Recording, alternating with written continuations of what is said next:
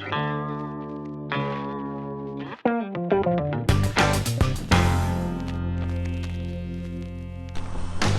this here, she's all charged up, and you just stay back here like this and work it right into the surfaces.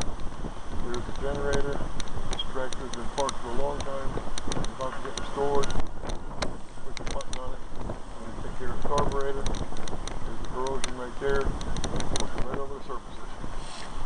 Treat the whole, all the pieces that need to be treated.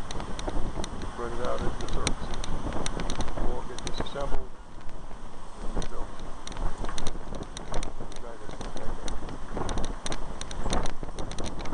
1934 Allen calipers. We'll get it right where you want. These little pieces here with a nice little stream can be applied right into the surfaces directly where they're needed.